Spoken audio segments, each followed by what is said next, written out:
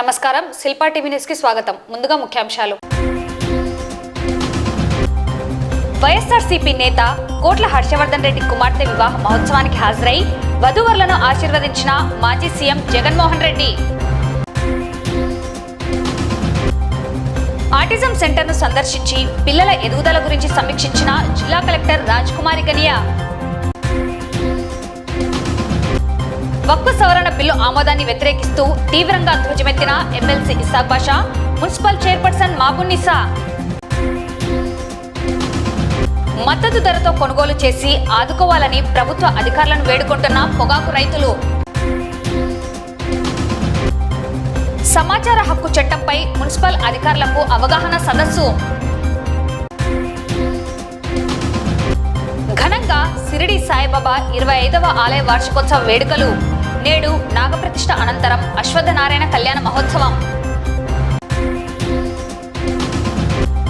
ఎన్నికల జాబితా నమోదు, సవరణ, చేర్పులు, మార్పులపై బిఎల్ఓలకు శిక్షణ. వాసవి జాగృతి ఇంటర్నేషనల్ క్లబ్ అనుబంధ సంస్థల ఆధ్వర్యంలో విద్యార్థికి ఆర్థిక సహాయం.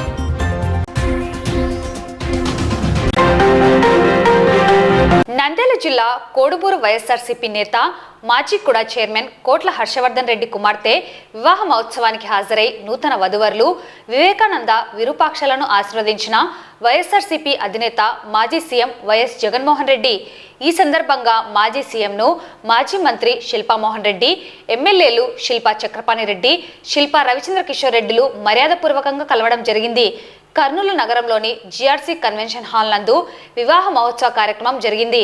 మాజీ సీఎంను కలిసేందుకు, అలాగే చూసేందుకు నాయకులు, అభిమానులు, ప్రజలు పెద్ద ఎత్తున తరలివచ్చారు.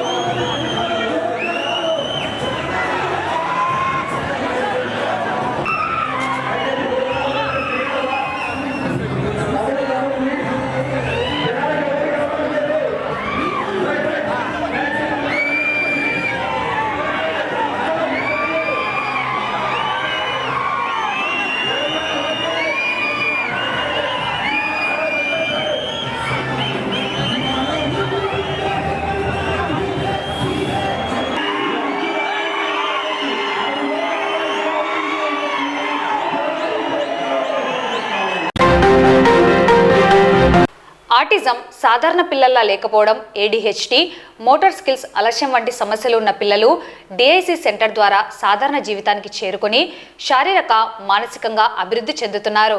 జిల్లా కలెక్టర్ రాజ్కుమారి గనియా గురువారం నంద్యాల పట్టణంలోని ప్రభుత్వ సర్వజన వైద్యశాలలో ఆటిజం సెంటర్ను సందర్శించి పిల్లల ఎదుగుదల గురించి సమీక్షించారు. ఈ సందర్భంగా జిల్లా కలెక్టర్ రాజ్కుమారి మాట్లాడుతూ ఆటిజం సంబంధిత వైకల్యాలపై ప్రత్యేక శిక్షణ, సరైన మార్గదర్శకత్వం ఉంటే ఈ పిల్లలు సాధారణ జీవనానికి దగ్గరయ్యే అవకాశం ఉందని తెలిపారు. రాష్ట్ర ప్రభుత్వం ఈ దిశగా ప్రత్యేక శిక్షణ కార్యక్రమాలను అమలు చేస్తుందని, ఆటిజం కలిగిన పిల్లలకు speech therapy, behaviour modification, physiotherapy వంటి సేవలను అందించేందుకు చర్యలు తీసుకుంటుందని తెలిపారు. డిఐసి సెంటర్ ద్వారా శిక్షణ పొందుతూ శారీరక, మానసికంగా అభివృద్ధి చెందుతున్నారు. ప్రత్యేక శిక్షణ, speech therapy, behaviour modification, physiotherapy వంటి విధానాల ద్వారా వీరు సామాజికంగా మేల్వి మార్పులు సాధించారన్నారు. ఈ కేంద్రంలో శిక్షణ పొందిన చాలామంది పిల్లలు స్కూల్కి వెళ్లే స్థాయికి చేరుకోవడం, స్వతంత్ర జీవన నైపుణ్యాలను మెరుగుపరుచుకోవడం, ఇతరులతో మెలగడం వంటి అనేక అంశాలలో పురోగతి సాధించారని తెలిపారు.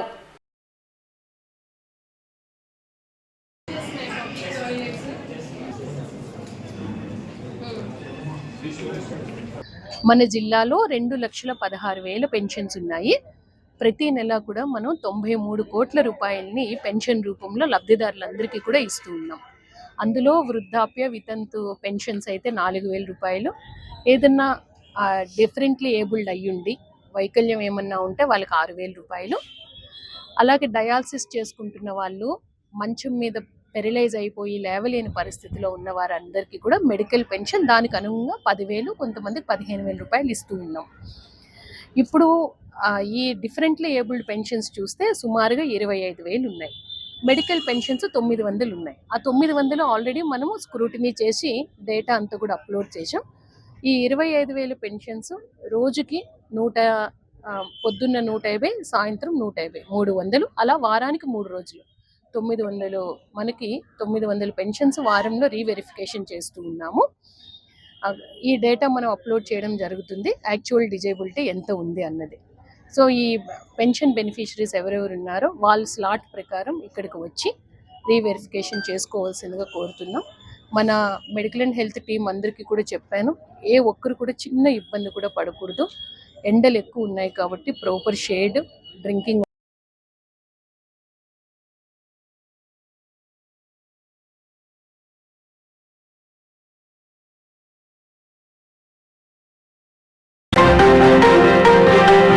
పార్లమెంట్లో వక్ఫ్ సవరణ బిల్లు ఆమోదించిన నేపథ్యంలో నంద్యాల ఎమ్మెల్సీ ఇస్సాక్ బాషా తీవ్రంగా ఖండిస్తూ బీజేపీ ప్రభుత్వానికి రాష్ట్రంలో కూటమి ప్రభుత్వ మద్దతును తీవ్రంగా పరిగణిస్తూ ధ్వజమెత్తారు.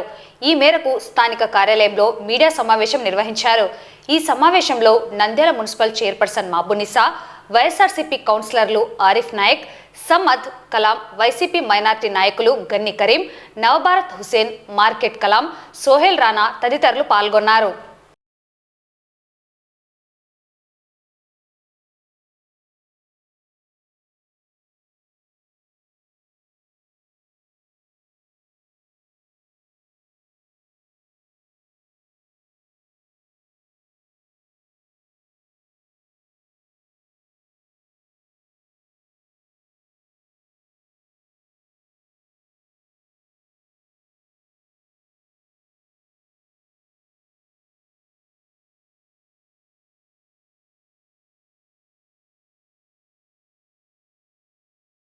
ఈరోజు ఎంతో బాధతో ప్రెస్ మీట్ పెట్టాల్సిన అవసరం వస్తుందని ఎప్పుడు అనుకోలేదు.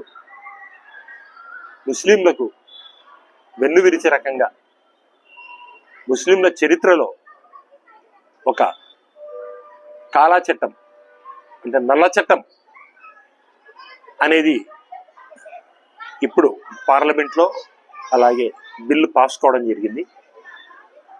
వక్ఫ్ అమెండ్మెంట్ యాక్ట్.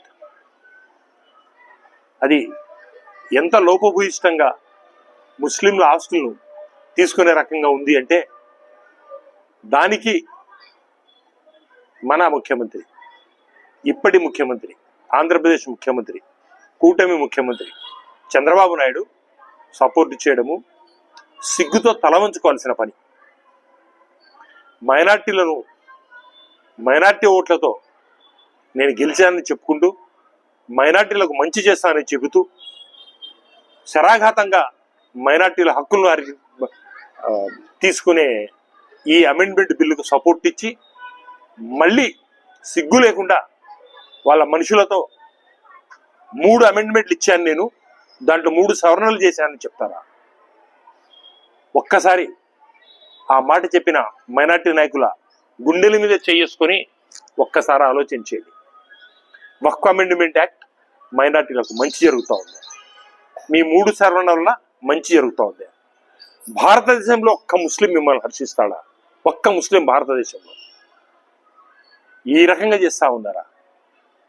వక్ఫ్ లో ఉన్నటువంటి ఆస్తులు ఏ గవర్నమెంట్ ఇచ్చింది కాదు.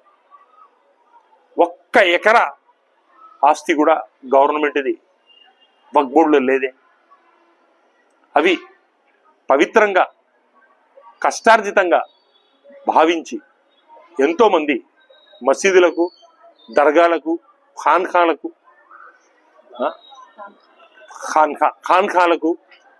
ఆషుర్ఖానాలకు అన్నిటికీ ఇచ్చిన ప్రాపర్టీస్ అవి.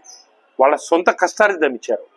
నవాబులు అనుకోండి, పేదవాళ్ళు అనుకోండి, ఎవరైనా వాళ్ళకి ఇచ్చిన ప్రాపర్టీస్. ఆ ప్రాపర్టీస్ ఆ ఇన్స్టిట్యూషన్ గుండి ఆ ఇన్స్టిట్యూషన్ డెవలప్మెంట్కు చేయాలి. ఒక్కసారి వక్ఫ్ ఇస్తే మళ్ళీ ఎరిక్కి చేయడానికి లేదు. భారతదేశంలో ఎక్కువ వక్ఫ్ ప్రాపర్టీస్ ఉన్నాయి కాబట్టి బీజేపీ ప్రభుత్వం దాని మీద రాక్షస కన్నేసి ఈ రకంగా మైనార్టీలకు ద్రోహం చేయాలని చెప్పేసి ఈ వక్ఫ్ అమెండ్మెంట్ యాక్ట్ తెచ్చింది. ఇది నిజం కాదా? భారతీయులకు అందరికీ తెలీదా? నేను సూటిగా అడుగుతా ఉన్నాను. మా ముస్లిమ్స్ కేవలం మైనార్టీలలో ఉన్నటువంటి ముస్లిమ్స్ వక్ఫ్లో హిందువుల జోక్యం ఏమిటి? మొన్నటికి మొన్న చంద్రబాబు నాయుడు తిరుపతిలో క్లియర్గా చెప్పాడు, అన్యమతస్థులు ఉద్యోగం కూడా చేయకూడదు, అక్కడ ఉద్యోగం చేస్తే వాళ్ళని ట్రాన్స్ఫర్ చేస్తాము, కేవలం హిందువులు మాత్రమే తిరుపతిలో తిరుపతి పవిత్రతను కాపాడే రకంగా వాళ్ళకు మాత్రమే అక్కడ ఉంటాము, పెడతాము, మిగతా వాళ్ళను వేరే చోటు ట్రాన్స్ఫర్ చేసి వాళ్ళ సర్వీసెస్ వేరే చోట వాడుకుంటామని చెప్పారు. మేము కూడా అలాగే ఉండాలిగా, మాకు కూడా అదే న్యాయంగా, మైనార్టీలకు కూడా అదే న్యాయంగా, హిందువులకు ఒక్కటే కాదు కదా న్యాయం. తిరుపతిలో అన్యమనస్సులు ఉద్యోగమే చేయకూడదు, మా వక్ఫ్ బోర్డ్ అమెండ్మెంట్ యాక్ట్తో వాళ్ళు మా మీద పెత్తనం చేయాలి. ఇది న్యాయమా? దీనికి మీరు సపోర్ట్ ఇస్తారా? మేము దీన్ని తీవ్రంగా ఖండిస్తున్నాం. మేము మీ ద్వారా మా జగనన్నకు అపోజ్ చేసినందుకు మేము మైనార్టీల తరఫున హృదయపూర్వక ధన్యవాదాలు తెలుపుతా ఉన్నాం. ఈ ఎంత దూరమైనా దీనికి పోవడానికి మేము రెడీగా ఉన్నాం. ఇది మళ్ళీ వెనక్కి తీసుకోవాల్సిందే. బిల్ అయిన తర్వాత కూడా వెనక్కి తీసుకునేంత వరకు మేము పోరాడతాము. దీనికి ప్రతి వ్యక్తి కలిసి వస్తాడు. నేను మీ ద్వారా ఉలమాలకు, ఆలింలకు, ముఫ్తీలకు, మత సంస్థల్లో ఉండే ప్రతి వ్యక్తికి నేను రిక్వెస్ట్ చేస్తా ఉన్నాను, ఒక్కసారి మీరు మనసు పెట్టి ఆలోచన చేయండి. మీరు మాకు ఉలమాలు కానీ, ఆలింలు కానీ, ముఫ్తులు కానీ మాకు మార్గదర్శకంగా ఉంటారు. ఆఖిరత్ అంటే మరణం తర్వాత ఏం చేయాలో ఆఖిరత్ రస్తా చూపెట్టేవాళ్ళు మీరు. దునియాలో కూడా మాకు రస్తా చూపెట్టండి. మా ఆస్తులు, మా మసీదులు కొల్లగొట్టే చట్టం ఇది. మీరందరూ మాతో సంఘటితంగా రండి, మనమందరం కలిసి పోరాడదాం, మన హక్కులు మనం కాపాడుకుందాం. దయచేసి మీరు అన్ని మానుకొని ఏకతాటిగా ఒక్కటే మనం పోరాడదాం. ఖచ్చితంగా మనం ఈ పాస్ అయిన బిల్లు వెనక్కి తీసుకునేంత వరకు పోరాడదామని చెప్పేసి నేనైతే దీనికి కట్టుబడి ఉంటానని చెప్పేసి తెలుపుకుంటూ సెలవు తీసుకుంటాను. నమస్కారం. ఏదైతే వక్ఫ్ అమెండ్మెంట్ బిల్లుకి వ్యతిరేకంగా వైఎస్ఆర్సీపీ నాయకులు కానివ్వండి, ముస్లిం నాయకులు కానివ్వండి, ముస్లిం సంఘాలు కానివ్వండి, దేశవ్యాప్తంగా ఎన్నో రోజుల నుంచి పోరాటం అయితే చేస్తున్నారు. కానీ నిన్నటి దినాన ముస్లిమ్స్ అందరికీ ఒక బ్లాక్ డేగా నిన్న వక్ఫ్ అమెండ్మెంట్ బిల్లుని ఆమోదించడము, అలాగే మన రాష్ట్రాన్ని గురించి మాట్లాడితే దానికి తెలుగుదేశం నాయకులు కానీ వత్తాసు పలకడం అనేది ఒక దురదృష్టకరమైనటువంటి సంఘటన. ఎందుకనంటే ముస్లిమ్స్కి ఈ టీడీపీ నాయకులు కానివ్వండి, కేంద్ర నాయకులు కానివ్వండి, మంచి చేయకపోయినా చెడు అయినా చేయకూడదని మేము ఎన్నో మైనార్టీ సంఘాల నుంచి కోరుకోవడం జరిగింది. కానీ మైనార్టీలు అంటే ఎప్పుడు చిన్న చూపు చూస్తూ ఉండే టీడీపీ నాయకులు, బీజేపీ నాయకులు అందరూ ఈరోజు మైనార్టీస్కి మోసం చేయడం జరిగింది. వక్ఫ్ బిల్లులని ఆమోదించి మైనార్టీ ఆస్తులని కానీ మా ఆస్తుల్లో కానీ మావి అని చెప్పుకోవడానికి వాళ్ళందరి ఈ దగ్గరకు మేము వెళ్ళి విన్నవించుకునే పరిస్థితికి ఈరోజు మైనార్టీలు తీసుకొస్తున్నాను. రాబోయే కాలంలో ఇంకా ఎలాంటి ఈ దురదృష్టకరమైనటువంటి సంఘటనలు మా మైనార్టీలకు చూపిస్తారో అనే ఒక ఆందోళనకరమైన వాతావరణంలో ఇప్పుడు దేశం ఉంది. ముఖ్యంగా మన రాష్ట్రంలో కానీ ఎప్పుడూ లేని విధంగా ముస్లిం హిందువుల మధ్య ఈ మధ్య కాలంలో ఎన్నో విభేదాలు ఎన్నో తలెత్తుతున్నాయి. ఇలాంటి సంఘటనలు చేసుకుంటున్న ఈ సమయంలో ఇలాంటి బిల్లుకి టీడీపీ నాయకులు చంద్రబాబు నాయుడు గారు ఆమోదించడం అనేది చాలా దురదృష్టకరము.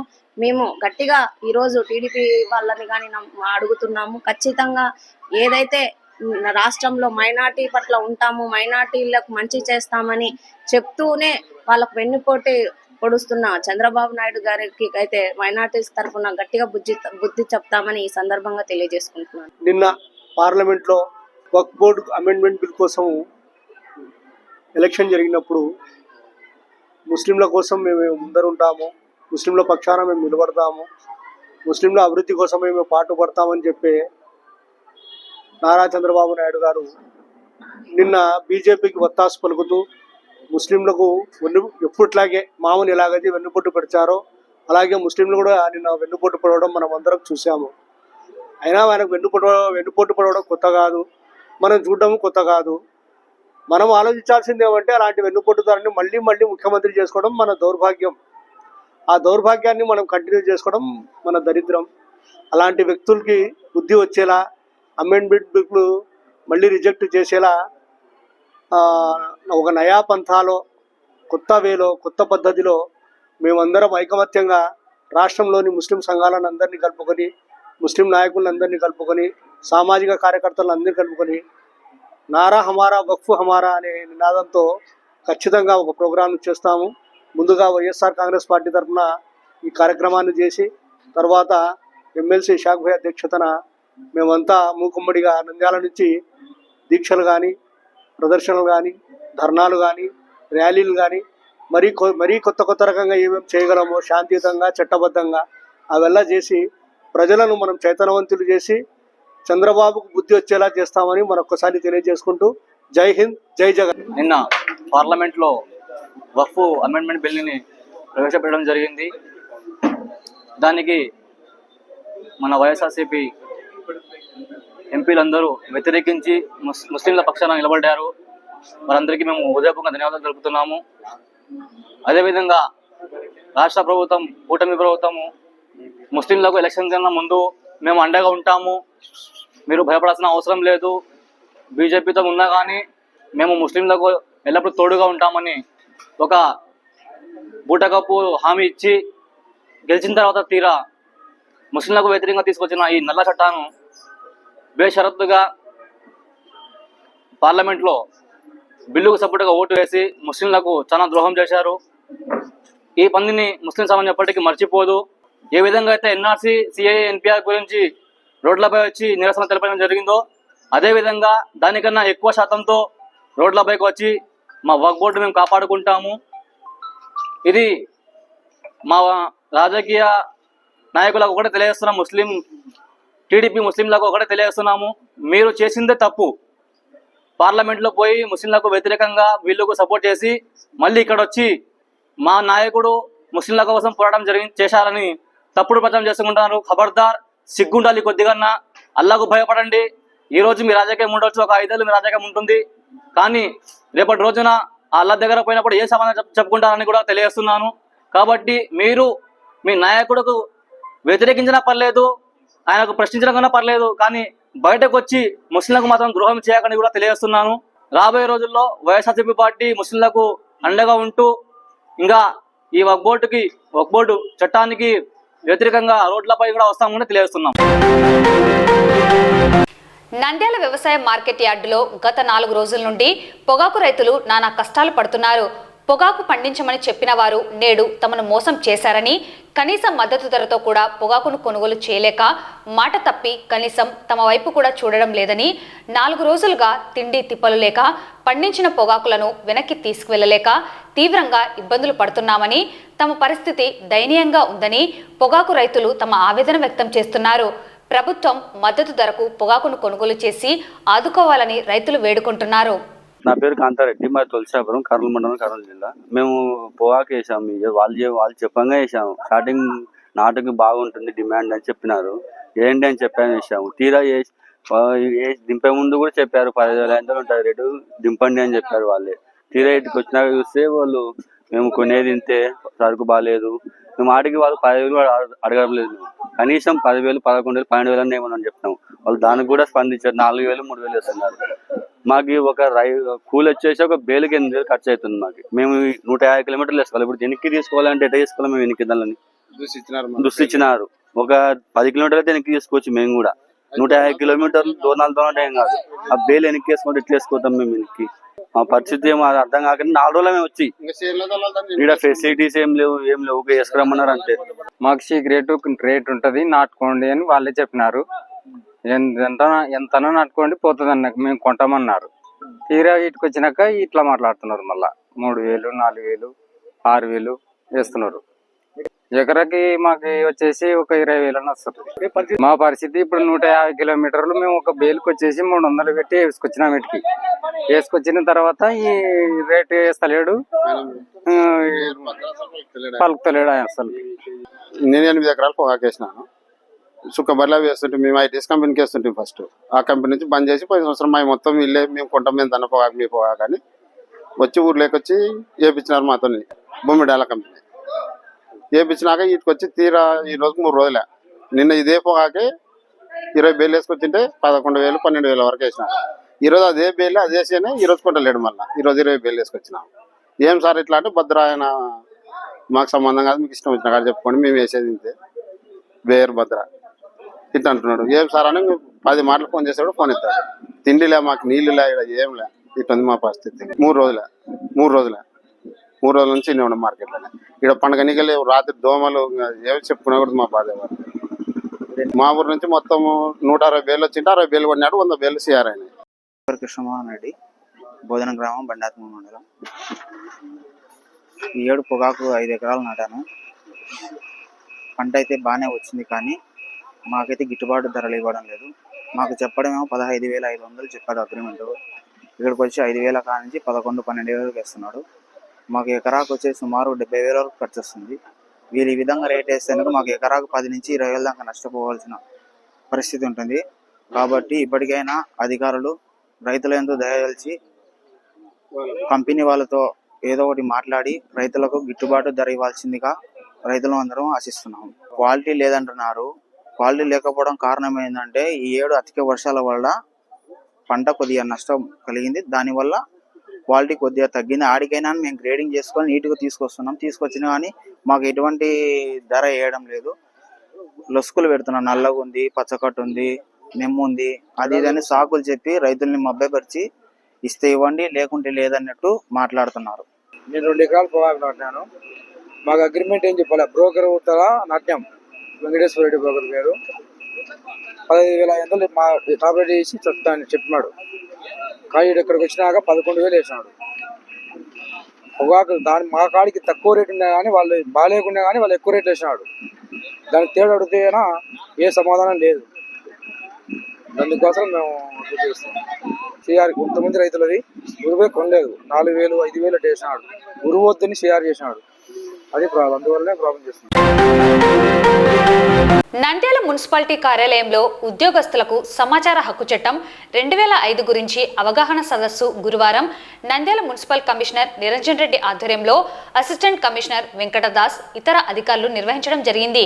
ఈ కార్యక్రమంలో సమాచార హక్కు చట్టం విధి విధానాలను తెలియజేశారు.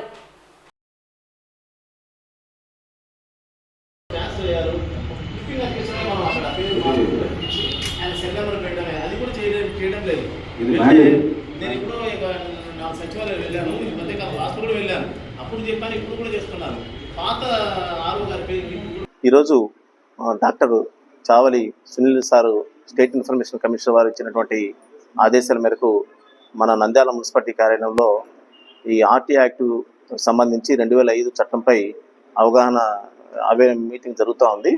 ఈ మీటింగ్కి సంబంధించి ముఖ్య అంశాలు ఏమంటే, ఇటీవల కాలంలో చట్టం యొక్క పరిధి కూడా బాగా పెరిగింది కాబట్టి ప్రజలు కూడా ఈ చట్టం ప్రకారంగా వివరాలు తెలుసుకోవాలని చెప్పి మన మున్సిపల్ ఆఫీస్ చుట్టూ అదేవిధంగా మిగతా ఆఫీస్ దగ్గర కూడా వెళ్ళడం జరుగుతూ ఉంది.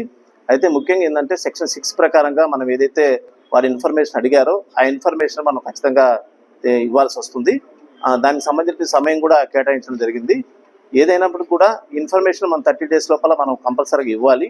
ఇవ్వలేని పరిస్థితిలో స్టేట్ ఇన్ఫర్మేషన్ కమిషన్ వరకు మనం వెళ్ళవలసిన పరిస్థితి వస్తుంది. అక్కడ వెళ్తే మనకు ఫైన్ ఉంటుంది, జైలు శిక్ష పడే అవకాశాలు కూడా ఉన్నాయి.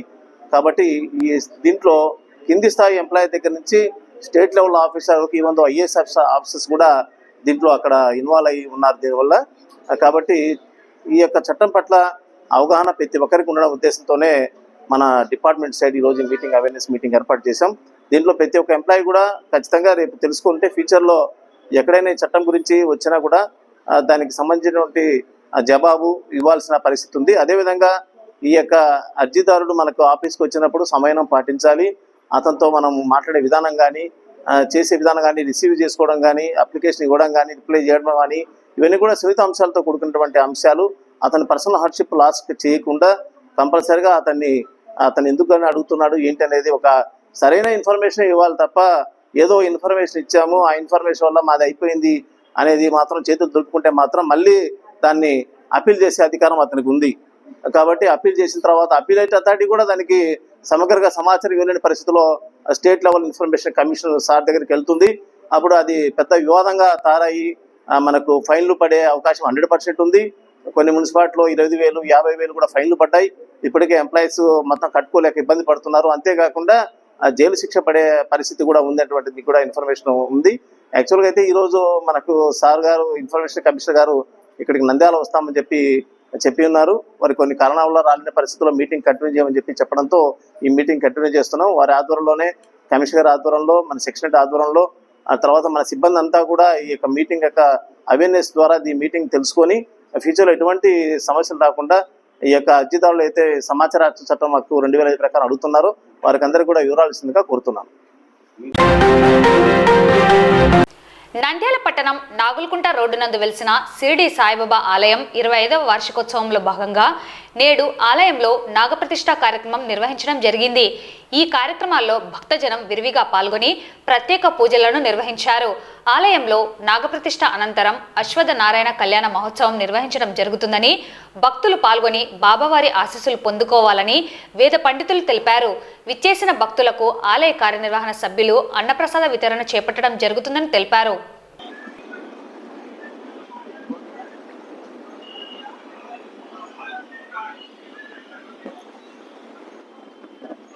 నంద్యాల పట్టణంలో నాగులకుంట యందు వెలసి ఉన్నటువంటి చాలా వైభవాన్వితమైన బాబావారి మందిరం, దత్తాత్రేయ స్వామి వారి మందిరం.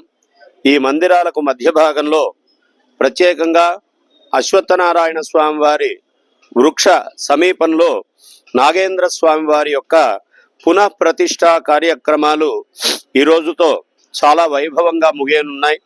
ఈరోజు ప్రతిష్ఠా కార్యక్రమాల తర్వాత అన్నదాన కార్యక్రమం ఇవన్నీ కూడా ఉంటాయి. అంతేకాకుండా సాయంకాలం అశ్వత్థనారాయణ స్వామి వారి కళ్యాణ మహోత్సవం కూడా చాలా దేదీప్యమానంగా నడుస్తుంది. అంతేకాకుండా భక్తులకందరికీ తెలియజేసే విషయం ఏంటంటే 41 రోజుల పాటు స్వామివారికి ఒక ప్రత్యేకమైన దీక్ష ఉంటుంది. కాబట్టి ఈ 41 రోజులో ఇక్కడ దర్శనాన్ని చేస్తే ఆ పొందేటువంటి ఫలితము, ప్రభావము, ఆశీర్వాదము వేయింతలు గొప్పగా ఉంటుందంటారు. కాబట్టి ప్రతి భక్తులు కూడా ఈ జరిగే కార్యక్రమం 41 రోజుల పాటులో ఏదో ఒక రోజు ఖచ్చితంగా వచ్చి స్వామివారిని దివ్య దర్శనం చేసుకోండి, స్వామి ఆశీర్వాదాన్ని పొందండి అన్నట్టుగా ఇక్కడ ఉన్నటువంటి కమిటీ మెంబర్ల తరఫున ఆలయ అర్చక ప్రతినిధిగా మీకందరకు కూడా ఆశీర్వదిస్తూ తెలియజేస్తున్నాను. గత 3 రోజుల నుంచి గుడిలో ఈ ప్రతిష్ఠా కార్యక్రమాలు జరుగుతున్నాయి. తొలి రోజు 1వ తేదీ అంకురార్పణం జరిగింది. 2వ తేదీ చండీ హోమము దివ్యంగా జరిగింది. ఈరోజు విగ్రహ ప్రతిష్ట, విగ్రహ ప్రాణ ప్రతిష్ట, తర్వాత కళ్యాణోత్సవం అన్నీ కూడాను చక్కగా జరుగుతున్నాయి.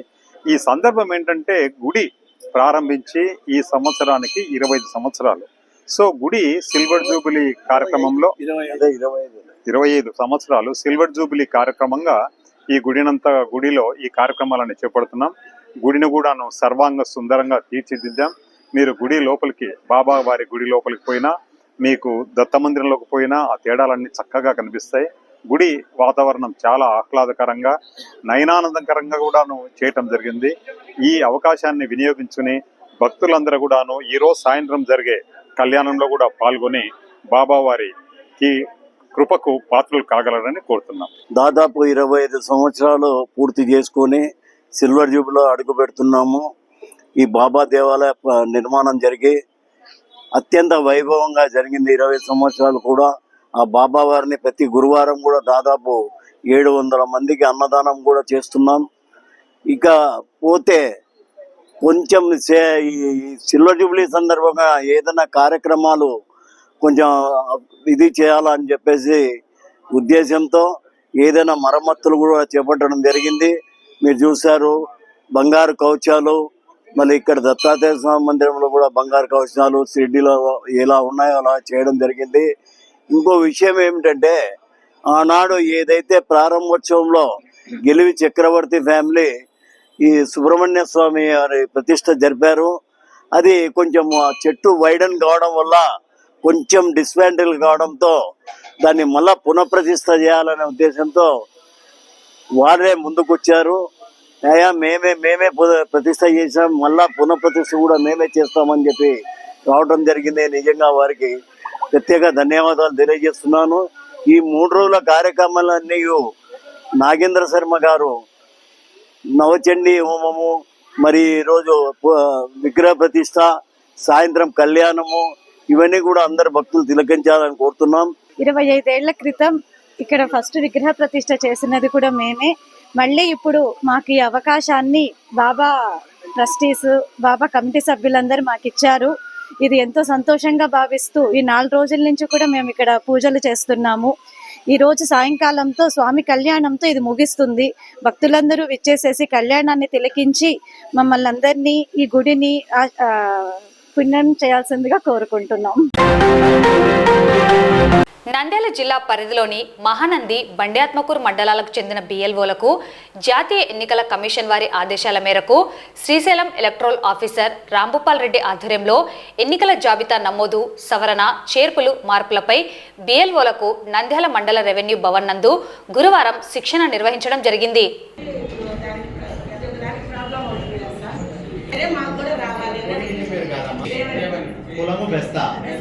బెస్తా కులస్తులు ఇంకా ఆ ఊర్లో ఎంతమంది ఉన్నారు? 6 ఉన్నారు. వీళ్ళ ఎవడైతే ఓటు అడుగుతున్నాడో వాడి తమ్ముడు కానీ, వాడి అన్న కానీ, వాడి చిన్నాన్న కానీ, పెద్దనాన్న కానీ ఉన్నారా కంట్రోల్ చేయగలిగిన వాళ్ళకేముంది?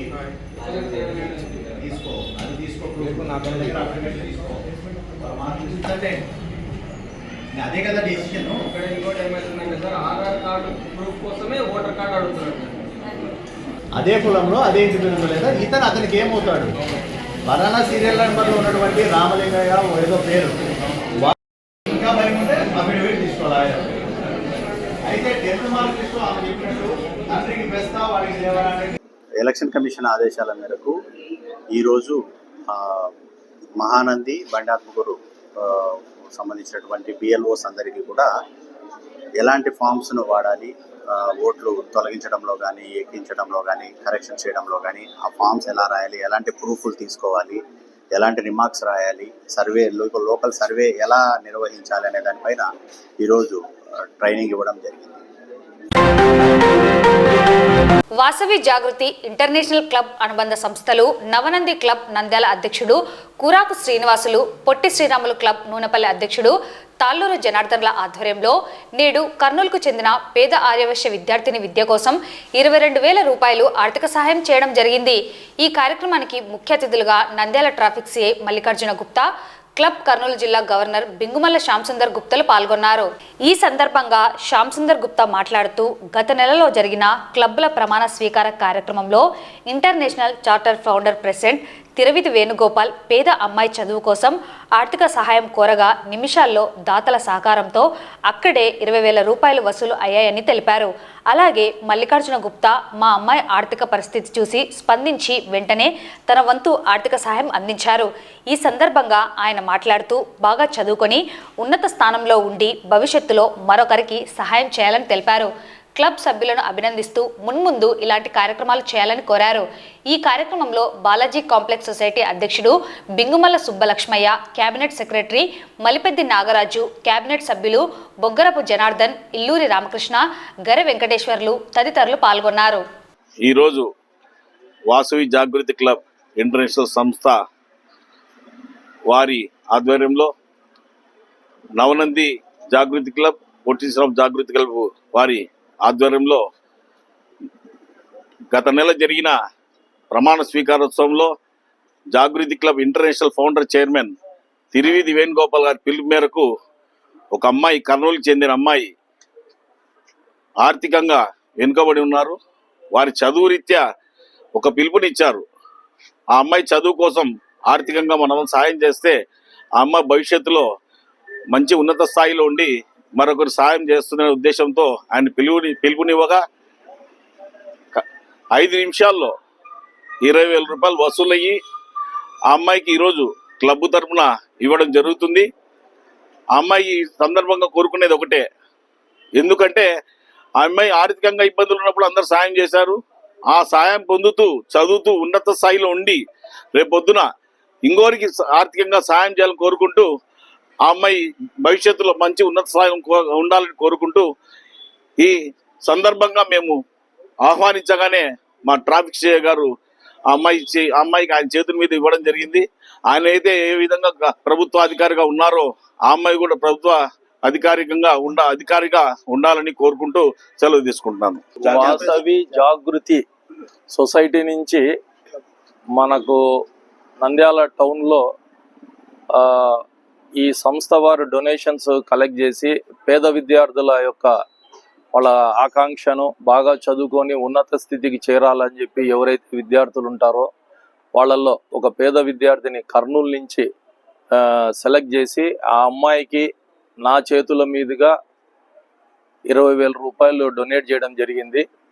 ఈ సంస్థ ఇక ముందు కూడా మంచి కార్యక్రమాలు చేస్తూ ఇలాగే ఆర్థికంగా వెనుకబడిన వారికి సహాయ సహకారాలు అందిస్తూ మంచి పేరు తీసుకొని రావాలని, అలాగే ఈ సంస్థ ద్వారా కూడా సహాయ సహకారాలు పొంది వాళ్ళు జీవితంలో ఉన్నత స్థితికి చేరిన తర్వాత ఈ సంస్థకు కూడా వాళ్ళ యొక్క సహకారాన్ని అందించి ఇటువంటి కార్యక్రమాలు ఎన్నో జరుపుతూ ఈ సంస్థ ముందుకు వెళ్ళాలని చెప్పి కోరుకుంటూ ఈ అవకాశం ఇచ్చిన పెద్దలందరికీ ధన్యవాదాలు తెలుపుకుంటూ సెలవు తీసుకుంటాం. వార్తలు ముగించే ముందు ముఖ్యాంశాలు మరోసారి.